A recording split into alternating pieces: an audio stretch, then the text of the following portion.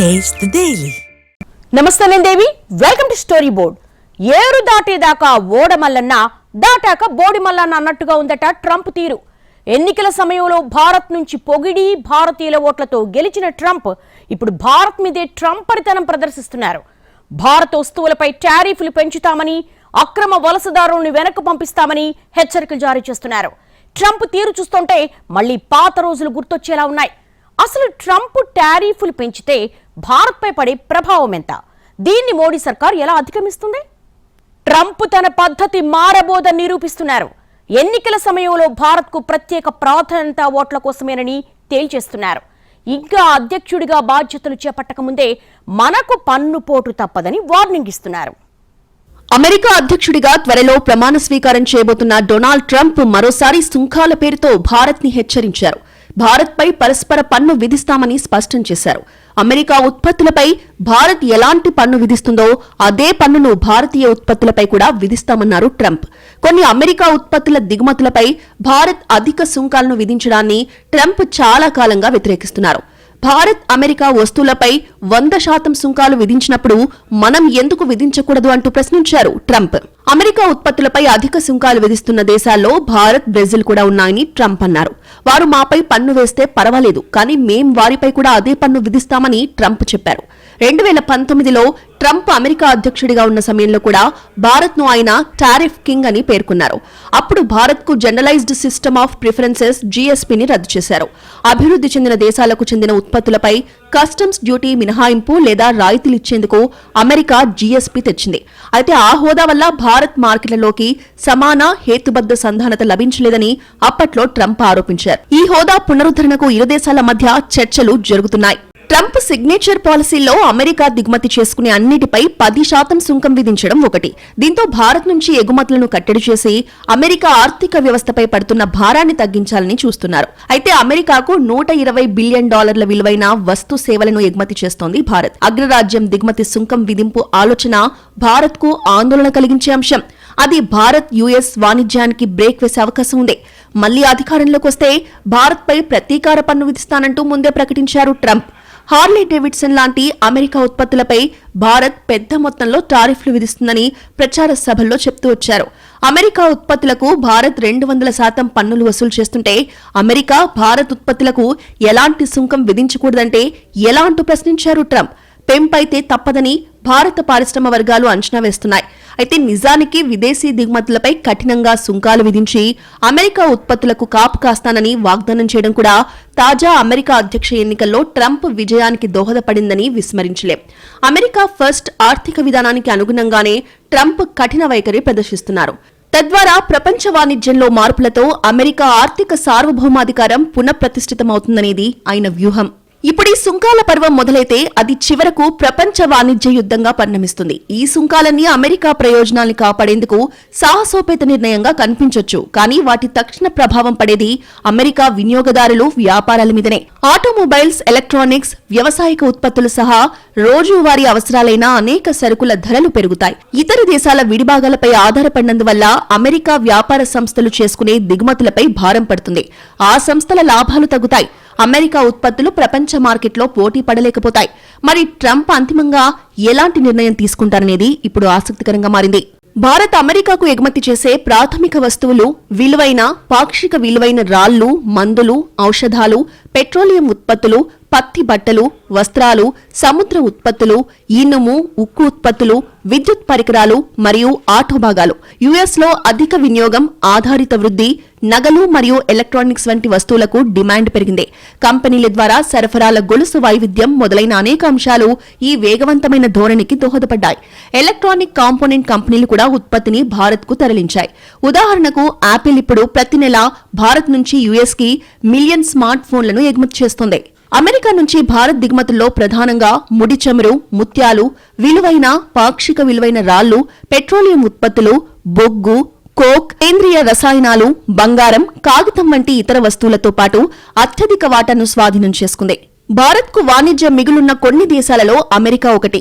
2022-23లో భారత్ అతిపెద్ద వాణిజ్య భాగస్వామిగా అగ్రరాజ్యం నిలిచింది. ట్రంప్ టారిఫ్లు పెంచే అంశంపై దూకుడుగా ఉండడం ఖాయమేనని తేలిపోయింది.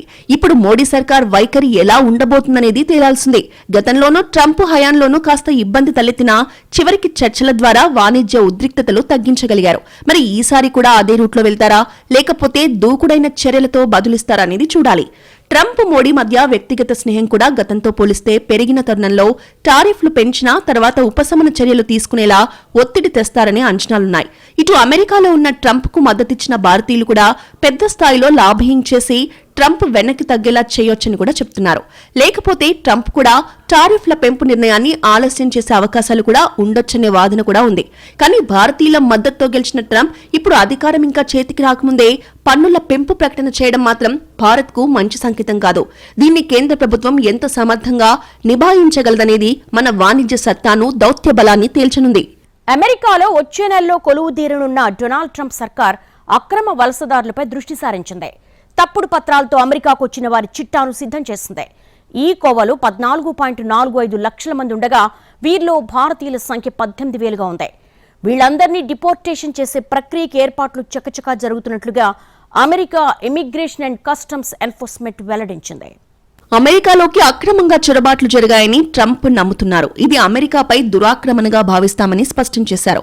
పలు దేశాలు ఈ విషయంలో అమెరికాకి సహకరించడం లేదని అసంతృప్తి వ్యక్తం చేశారు. గుర్తించిన వ్యక్తుల పౌరసత్వం వివరాలడిగినా అటు నుంచి స్పందన లేదన్నారు ట్రంప్. అలాంటి 15 దేశాలను సహకరించడం లేదు అనే జాబితాలో పెట్టారు. ఆ దేశాలు సహకరించకపోతే నేషనల్ గార్డ్ సాయంతో అక్రమ వలసదారుల్ని తిప్పి పంపుతామని చెప్పారు. భారత్ కూడా బహిష్కరణ కోసం 18,000 మంది వివరాలడిగితే ఇవ్వడం లేదని అమెరికా అధికారులు చెప్తున్నారు. అమెరికాలో తప్పుడు పత్రాలతో నివసిస్తున్న భారతీయుల్లో ఎక్కువగా పంజాబ్, గుజరాత్, ఆంధ్రప్రదేశ్ కు చెందిన వారున్నారని తేలింది. పాకిస్తాన్, చైనా, ఇరాన్, వెనిజులా నుంచి కూడా సహకారం అందడం లేదనేది అమెరికా ఫిర్యాదు. ఇతర దేశాలకు చెందిన అమెరికాలో ఉన్న అక్రమ వలసదారులను వెంటనే వెనక్కి పిలిపించుకోవాలని ట్రంప్ సూచించారు. లేకుంటే ఆ దేశాలలో వ్యాపార సంబంధాలు కట్ చేసుకుంటామని హెచ్చరించారు. అమెరికాలో చట్టాలను అనుసరించి అక్రమ వలసదారుల విషయంలో ఎంతవరకు వెళ్లాలో అంతవరకు వెళ్తామని ట్రంప్ అంటున్నారు. జనవరిలో అధికారంలోకి రానున్న ట్రంప్ ప్రభుత్వం ఇప్పటికే కఠినమైన ఇమిగ్రేషన్ విధానాలను అమలు చేసేందుకు ప్రయత్నాలని ముమ్మరం చేసింది. ఇందులో భాగంగానే ఈ కోవలో ఏ దేశాల ప్రజలు ఎంతమంది ఉన్నారో జాబితాలు విడుదల చేసింది. అక్రమ వలసదారుల్ని బహిష్కరించడం ట్రంప్ సరిహద్దు భద్రతా ఎజెండాలో ప్రధానమైనదని ఆయన సన్నిహితులు గుర్తు చేస్తున్నారు. నవంబర్లో ప్రచురించిన కథనం ప్రకారం 18,000 మంది భారతీయులు ఏజెన్సీ నాన్ డిటైన్డ్ డాకెట్ జాబితాలో ఉన్నారు. ఐసీఈ కస్టడీలో లేకుండా డీపోర్టేషన్ కోసం ఎదురుచూస్తున్న వారు కూడా ఇందులో ఉన్నారు. చాలా మంది డాక్యుమెంట్లు లేని భారతీయులు సంక్లిష్టమైన, సుదీర్ఘమైన న్యాయ ప్రక్రియలో చిక్కుకున్నారు. కొంతమంది తమ కేసుల విచారణ కోసం 3 సంవత్సరాల వరకు వేచి చూడాల్సిన పరిస్థితి ఏర్పడింది. అమెరికాలో నివాసం ఉంటున్న అన్డాక్యుమెంటెడ్ ఏషియన్ ఇమిగ్రెంట్స్ లో భారత్ 13వ స్థానంలో ఉంది.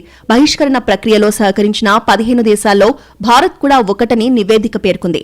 ఇప్పుడు సరైన చర్యలు తీసుకోవాలని తేల్చి చెప్తోంది. గత 3 ఏళ్లలో అమెరికాలోకి అక్రమంగా ప్రవేశించేందుకు ప్రయత్నించిన 90,000 మంది భారతీయులను సరిహద్దులో అరెస్టు చేశారు. ఈ వలసదారుల్లో సింహభాగం పంజాబ్, గుజరాత్, ఆంధ్రప్రదేశ్ వంటి భారత రాష్ట్రాల నుంచి వస్తున్నట్టు గుర్తించారు. అమెరికాలో అక్రమంగా నివాసం ఉంటున్న వారి గణాంకాలను US immigration and customs enforcement ICE ఇటీవల విడుదల చేసింది. దేశంలో మొత్తం 14.45 లక్షల మంది అక్రమ వలసదారులున్నట్లు తెలిపింది. అమెరికా ఫస్ట్ అంటూ నినదించే ట్రంప్ విదేశీయుల కారణంగా అమెరికన్లకు ఉపాధి దొరకడం లేదని మొదటి నుంచి వాదిస్తున్నారు. దీంతో వలసలపై కఠినంగా వ్యవహరించాలని ముందే డిసైడ్ అయ్యారు. అధ్యక్షుడిగా మొదటి విడత పాలనలోనే వలసలపై చాలా కఠినంగా ఉన్న ట్రంప్ ఇప్పుడు మరింత కఠినంగా ఉంటారని తేలిపోయింది. అవసరమైతే సైన్యాన్ని రంగంలోకి దించుతానని ట్రంప్ పదే పదే చెప్తున్నారు. భారత్ నుంచి పెద్ద సంఖ్యలో విద్యార్థులు అమెరికాలో ఉన్న తరుణంలో వీరందరి భవిష్యత్తుపై ట్రంప్ కత్తి వేలాడుతోంది. ఏ తేడా వస్తుందో, ఎప్పుడు అమెరికా దాటాల్సి వస్తుందోనని భారత్ విద్యార్థులు చాలా టెన్షన్ పడుతున్నారు. విదేశీ విద్యార్థులతో పాటు వీరు ఎక్కువగా ఉన్న వర్సిటీలు కూడా కంగారు పడుతున్నాయి. ట్రంప్ విధానాలు తమ విద్యార్థుల్ని ఎలా దెబ్బతీస్తాయోనని హడలిపోతున్నాయి. వీలైనంత వరకు డ్యామేజ్ కంట్రోల్ చేయడానికి ప్రయత్నం చేస్తున్నాయి. ట్రంప్ విధానాలు ఎలా ఉండొచ్చో ఊహించి కొన్ని వర్సిటీలు ముందే తమ విదేశీ విద్యార్థుల్ని తయారు చేస్తున్నాయి. ట్రంప్ అధ్యక్ష పీఠం ఎక్కగానే వలసదారులపై ఉక్కుపాదం మోపే విధంగా కొత్త చట్టాలు, పాలసీలు తీసుకువస్తారనే అమెరికాలోని యూనివర్సిటీలు కూడా ఆందోళన చెందుతున్నాయి. అందుకే యూనివర్సిటీ నుంచి సెలవులపై తమ స్వదేశం లేదా ఇతర దేశాలకు వెళ్లిన విద్యార్థులు జనవరి 20కి ముందే అమెరికా చేరుకోవాలని కోరుతున్నాయి. అలా చేయని పక్షంలో అమెరికాలో వారికి వీసా సమస్యలు ఎదురయ్యే అవకాశం ఉందని సంకేతాలిస్తున్నాయి. యేల్ యూనివర్సిటీలో అయితే అమెరికాలో కొత్త వలస చట్టాల వల్ల అంతర్జాతీయ విద్యార్థులు ఎదుర్కోబోయే సమస్యలపై వెబినార్ కార్యక్రమం నిర్వహించారు. 2017లో ట్రంప్ అధ్యక్షుడిగా ఉన్న సమయంలో ముస్లిం దేశాలు, ఉత్తర కొరియా, వెనిజులా లాంటి దేశాలకు ప్రయాణాలపై నిషేధం విధించారు. ఆ తర్వాత విద్యార్థుల వీసాలపై ఆంక్షలు విధించారు. ఈసారి ఆ దేశం, ఈ దేశమని లేకుండా విదేశీ విద్యార్థులందరికీ ఇబ్బందులు తప్పవనే సంకేతాలు కనిపిస్తున్నాయి. ట్రంప్ మాత్రం చట్టబద్దమైన అనుమతులు లేకుండా వచ్చిన వలసదారులకే ముప్పుందని, మిగతా వారికి డోకా లేదని చెప్తున్నారు. కానీ ట్రంప్ సంగతి తెలిసిన అధికారులు మాత్రం ఒకసారి డీపోర్టేషన్ మొదలయ్యాక అది అక్కడితో ఆగిపోదని, వలసదారులపైన కఠిన ఆంక్షలు పెట్టొచ్చని ఊహిస్తున్నారు. గతంలో అమెరికా అధ్యక్షుడిగా ఉన్న Barack Obama deferred action for childhood arrivals programme చట్టాన్ని తీసుకొచ్చారు. ఈ చట్టం ప్రకారం విదేశాల నుంచి చిన్నతనంలో అమెరికా వచ్చి అక్కడే చదువుకుంటున్న విద్యార్థులకు వలసల చట్టం నుంచి ఉపశమనం లభించింది. ఇప్పుడు ఒబామా తీసుకొచ్చిన చట్టాన్ని ట్రంప్ రద్దు చేసే యోచనలో ఉన్నారు. అదే గనక జరిగితే భారత్, ఇతర దేశాల నుంచి అమెరికా వెళ్లి చదువుకుంటున్న దాదాపు 5 లక్షల మంది విద్యార్థుల భవిష్యత్తు ప్రమాదంలో పడుతుంది. అమెరికాలో చదువుతున్నా, పనిచేస్తున్న భారతీయ విద్యార్థులు వీసా నిబంధనలపై అనుమానాలున్నాయి. 2022 అమెరికా జనాభా లెక్కల విశ్లేషణ ప్రకారం అమెరికాను తమ నివాసంగా మార్చుకుని 4.8 మిలియన్ల భారతీయ అమెరికన్లున్నట్టు అంచనా. వీరిలో 1.6 మిలియన్ల భారతీయ అమెరికన్లు అమెరికాలో పుట్టి పెరిగారు. వారు అమెరికాకి సహజ పౌరులుగా మారారు. అయితే డొనాల్డ్ ట్రంప్ తీసుకొచ్చే ఎగ్జిక్యూటివ్ ఆర్డర్ రాజ్యాంగ విరుద్ధమైతే కోర్టులు నిర్ణయం తీసుకోవాల్సి ఉంటుంది. కోర్టులు ఏం తేల్చుతాయనే సంగతి తర్వాత. ముందు ట్రంప్ తమ కొంప ముంచుతారేమోనని భారత విద్యార్థులు ఆందోళన చెందుతున్నారు. ట్రంప్ రాకముందే ఈ స్థాయిలో భయపడుతున్న విదేశీ విద్యార్థులు ఇక ఆయన అధికారం చేపట్టాక జరగబోయే పరిణామాలకు ముందే సిద్ధపడుతున్నారు. కొందరు మాత్రమే ప్రత్యామ్నాయాలు చూసుకోగలుగుతున్నారు. కానీ చాలా మందికి తమ కలలన్నీ కళ్లలవుతాయనే దిగులు తప్పడం లేదు. ఎన్నో ఆశలతో అమెరికాకు వచ్చిన వారు, కష్టపడి డిగ్రీలు పూర్తి చేసిన వారు, ఇప్పటికే ఆప్షనల్ ప్రాక్టికల్ ట్రైనింగ్ పై ఉన్నవారు, ఒక్క మాటలో చెప్పాలంటే H1B వీసాపై ఉన్న వారందరి మెడపై ట్రంప్ కత్తి వేలాడుతున్నట్టే. ట్రంప్ ప్రస్తుతానికి అక్రమ వలసదారులు అంటున్నా భవిష్యత్తులో వలసల్ని నిర్వీర్యం చేసేలా కఠిన నిబంధనలు, అధిక వీసా ఫీజులు నిర్ణయించవచ్చనే అవకాశాలు లేకపోలేదని అంటున్నారు. అమెరికా మాత్రమే కాదు, దుబాయ్, కెనడా లాంటి దేశాలు కూడా కఠిన వీసా ఆంక్షలు విధిస్తున్నాయి. అక్కడకు వెళ్లడం కూడా అంత ఈజీ కాదనే పరిస్థితుల్ని సృష్టిస్తున్నాయి.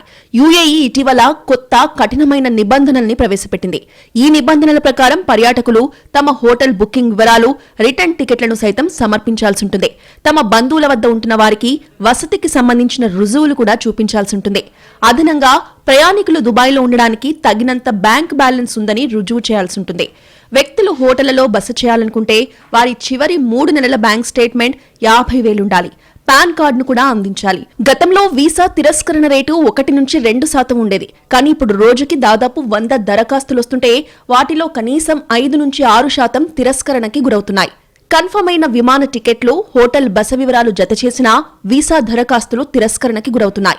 దుబాయ్ వీసా రిజెక్షన్ తరుణంలో వీసా రుసుములతో పాటు ముందుగా బుక్ చేసుకున్న విమాన టికెట్లు, హోటల్ బుకింగ్స్ పై కూడా ప్రయాణికులు డబ్బుని కోల్పోతున్నారు. భారత్పై కత్తి కట్టినట్టు వ్యవహరిస్తున్న కెనడా ఇప్పుడు ఆ దేశంలో విద్యను అభ్యసిస్తున్న భారతీయ విద్యార్థులపై పడింది. కీలక డాక్యుమెంట్లని మరోసారి తమకు సమర్పించాలని పేర్కొంటూ Canada immigration, refugees, citizenship Canada ఈమెయిల్ల ద్వారా ఆదేశాలు జారీ చేసింది. వీటిలో అధ్యయన అనుమతులు, వీసాలు, ఎడ్యుకేషన్ రికార్డులు, మార్కులు, అటెండెన్స్ వంటి పలు డాక్యుమెంట్లున్నాయి. ఈ ఆదేశాలతో భారత విద్యార్థులు సహా అంతర్జాతీయ విద్యార్థులు భయాందోళనకు గురయ్యారు. కాగా వీరిలో చాలా మందికి 2 ఏళ్ల పాటు చెల్లుబాటయ్యే వీసాలున్నాయి. ఇప్పుడు డాక్యుమెంట్లను అడ్డుపెట్టుకుని ఏదైనా మెలికపెట్టి తమ వీసాలను రద్దు చేస్తారేమోనని విద్యార్థులు ఆందోళన చెందుతున్నారు. ట్రంప్ ట్రంప్ ట్రంప్ ఇంకా అధ్యక్షుడు కాకుండానే బెదిరించేస్తున్నారు. ఇక వైట్ హౌస్ లోకి వెళ్ళాక ఏం చేస్తారో ఏమో. ఎన్నికల సమయంలో చెప్పిన మాటలకు ట్రంప్ కట్టుబడతారని ఇప్పుడు ఎవరూ నమ్మడం లేదు. యుద్ధాల విషయంలోనూ ఆయన నాలుక మడతేశారు. యుద్ధాలు ఆపుతానని ఎన్నికల సమయంలో ప్రకటనలిచ్చిన ట్రంప్ ఇప్పుడు ఇరాన్తో ఏమైనా జరగొచ్చని ఇంటిచ్చేశారు. అంతకుముందు హమాస్కు మాస్ వార్నింగ్ ఇచ్చారు. దీంతో ట్రంప్ 2.0 పాలనలో కొత్తదనం ఏమీ ఉండదని, మొదటి విడత పాలనకు కొనసాగింపు, వీలైతే అంతకు మించిన కాఠిన్యమే ఉంటుందని ఆయన ఇటీవలి ప్రకటనలు తేటతెల్లం చేస్తున్నాయి. ట్రంప్కు మొండివాడనే పేరుంది. ఎవరైనా తన దారికి రాకపోతే దారికి తెచ్చుకోవడానికి ఎలాంటి విపరీత పోకడలనైనా పోతారు. అవసరమైతే శత్రువుని కౌగిలించుకుంటారు, కాదనుకుంటే మిత్రుడిని దూరం చేసుకుంటారు. ట్రంప్ వ్యవహార శైలి తెలిసిన వారు యుద్ధాల విషయంలో ఏం జరుగుతుందోనని టెన్షన్ పడుతున్నారు. యుద్ధాలు ఆపుతానని హామీ కూడా ట్రంప్ విజయానికి ప్రధాన కారణమే. కానీ అమెరికా ప్రతిష్ట, యుద్ధం మధ్య సంఘర్షణ తలెత్తితే ఖచ్చితంగా ట్రంప్ అమెరికా పరువుకే ప్రాధాన్యత ఇస్తారు అనడంలో ఎలాంటి సందేహం లేదు. ట్రంప్ చెప్పిన ఫార్ములాతో యుద్ధాలు ఆగితే ఓకే, కానీ ఆగకపోతే మాత్రం ట్రంప్ ఎంతకైనా తగ్గిస్తారని ఆయన హెచ్చరికలే చాటి చెప్తున్నాయి. దీంతో ట్రంప్ వస్తే యుద్ధాలు ఆగుతాయనే ధీమా తగ్గుతూ అనిశ్చితి పెరుగుతుందేమోనన్న భయం పెరుగుతోంది. ట్రంప్ పాలస్తీనా గ్రూప్ హమాస్ ను నేరుగా బెదిరించారు. తాను అమెరికా అధ్యక్ష పదవి బాధ్యతలు చేపట్టేలోపు ఇజ్రాయెల్ బందీలను విడుదల చేయకపోతే మధ్యప్రాచ్యంలో విధ్వంసం తెస్తానని వార్నింగ్ ఇచ్చారు. మానవత్వంపై అకృత్యాలకు పాల్పడిన వారు భారీ మూల్యం చెల్లించుకోవాల్సి వస్తుందని ట్రంప్ స్పష్టం చేశారు. ఇజ్రాయెల్ పౌరులను హమాస్ బందీలుగా పట్టుకోవడం హింసాత్మకం, అమానవీయమని అభివర్ణించారు. బందీల గురించి చాలా చర్చలు జరిగినప్పటికీ ఎటువంటి చర్యలు తీసుకోలేదని ట్రంప్ అసంతృప్తి వ్యక్తం చేశారు. ఇజ్రాయెల్ బందీలను విడుదల చేయకపోతే హమాస్ కి ఊహించని రీతిలో దాడులుంటాయని హెచ్చరించారు. అమెరికా సుదీర్ఘ చరిత్రలో ఎన్నడూ లేని విధంగా బాధ్యులపై దాడులు జరుగుతాయని ట్రంప్ అన్నారు. అదే జరిగితే పశ్చిమాసియా ఘర్షణ మరో స్థాయికి వెళ్లడం ఖాయం. యుద్ధం ఇంకా ముదురుతుంది. మరి ప్రచారంలో చెప్పిన దానికి విరుద్ధం కదా అంటే ట్రంప్ ఏం చేస్తారో చెప్పలేని స్థితి.